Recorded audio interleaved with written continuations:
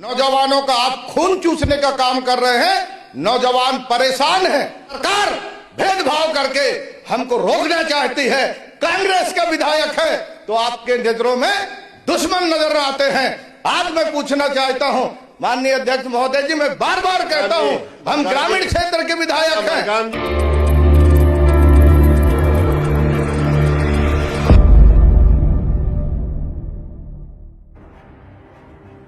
मध्य प्रदेश में विधानसभा के मानसून सत्र के दौरान डिंडौरी के विधायक ओमकार सिंह मरकाम ने विधानसभा सत्र में जर्जर विद्यालय एवं शिक्षा व्यवस्था, चरमराई स्वास्थ्य व्यवस्था, नौजवानों के लिए इंटरेस्ट नहीं कैपिटल सब्सिडी की मांग की।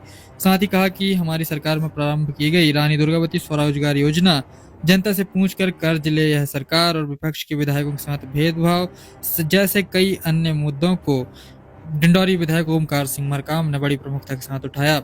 इसके साथ ही उन्होंने बताया कि मध्य प्रदेश सरकार 4.5 लाख करोड़ कर्ज ले चुकी है। हर महीने कर्ज लेती ही जा रही है। पता नहीं कर्ज का पैसा कहां जा रहा है। कर्ज के बदले सरकार विकास के लिए क्या दे रही है, जरा गौर कीजिए। उन्होंने कहा मैट आंदोलन कर रहे हैं, उनको वेतन मजदूरी नहीं दे पा रहे। मजदूर पलायन कर रहे हैं, उन्हें सरकार मजदूरी नहीं दे पा रही। आउटसोर्स कर्मचारी लगाकर सरकार नौजवानों का खून चूस रही है और उनका भुगतान सरकार नहीं कर पा रही है। उन्होंने कहा आशा उषा कार्यकर्ता दिन रात काम कर रही हैं, वो अपने परिश्रम का पैसा मांग रहे हैं, सरकार उनका भुगतान नहीं कर पा रही है।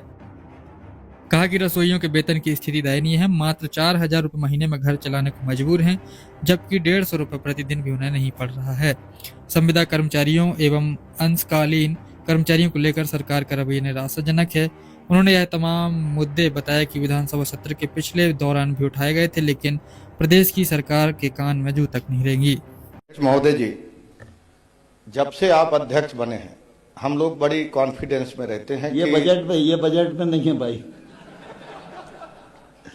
और आप जब हैं तो समय की बाध्यता, आपका आदेश सिरोधार है, पर आप समझ रहे हैं, मैं समझता हूं कि दोनों हाथ जोड़ के कि समय की बाध्यता हम समझ रहे हैं। सर्व अधिकार आपके पास है।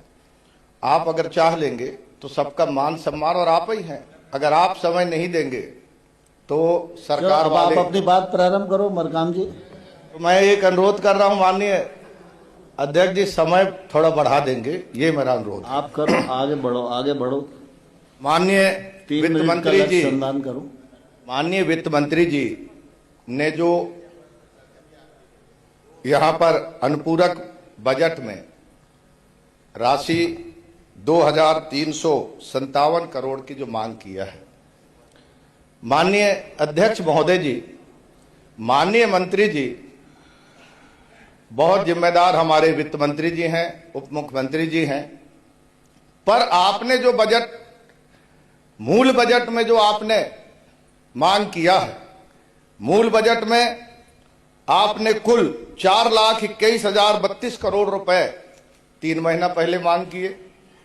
उसमें आपका राजस्व का 2,90,879 करोड़ रुपए आय था। सरकारी ऋण इधर उधर से आपका 5,556 करोड़ रुपए मिला।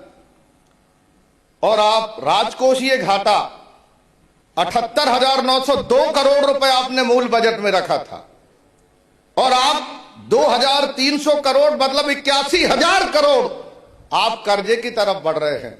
और विकास के लिए आप क्या दे रहे हैं जरा सुनिए।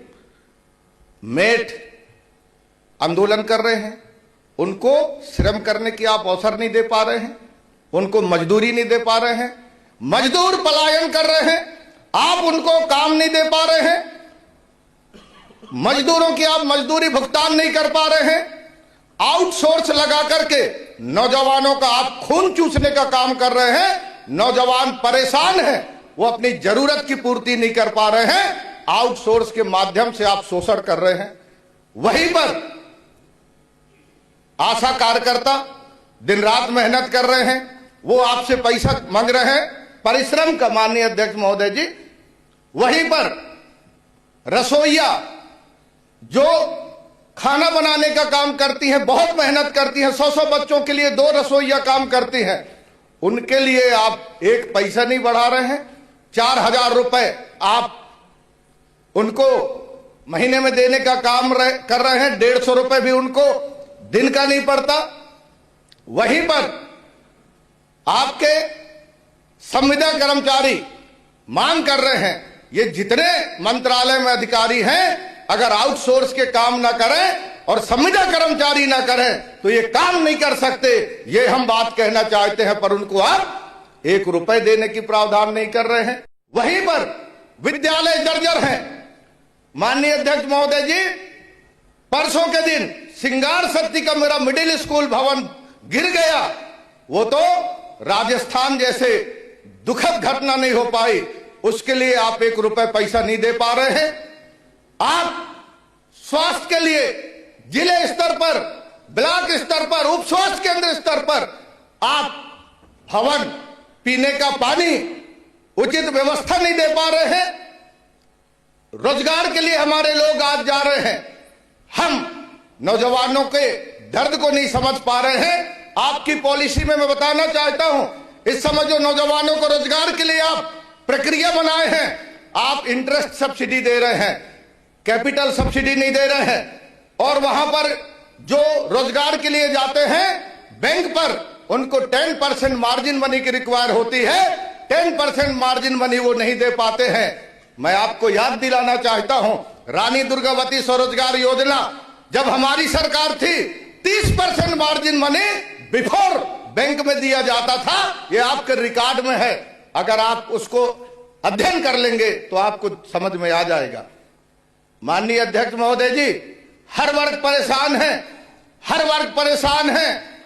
आज आप फिर कर्जा के लिए आपने 2000 करोड़, मैं आपसे पूछना चाहता हूं, आप स्पष्ट कीजिए, आप 2000 की जगह आप 2 लाख करोड़ कर्जा लीजिए, पर आप विधायकों से, जनताओं से तो पूछ लीजिए। आपके शासन में हमने अन्याय देखा। अरे पक्ष का विधायक हो चाहे विपक्ष का विधायक, विधायक तो विधायक होता है। 15 करोड़ सत्ता पक्ष वालों को दे दिए, हम लोगों को पैसा नहीं दे रहे हैं विकास कार्य के लिए। आप शपथ लेते हैं कि हम भेदभाव नहीं करेंगे। इससे बड़ा उदाहरण क्या है? सीधा भेदभाव कर रहे हो, विधायकों को पैसा नहीं दे रहे हो। आपसे बड़ा अन्याय करने वाले कौन हो सकता है? प्रत्यक्ष लोकतंत्र के इस पवित्र मंदिर पर माननीय अध्यक्ष महोदय जी, आपके संरक्षण में हम अपना जो संवैधानिक कर्तव्य है वो निभाना चाहते हैं, पर सरकार भेदभाव करके हमको रोकना चाहती है।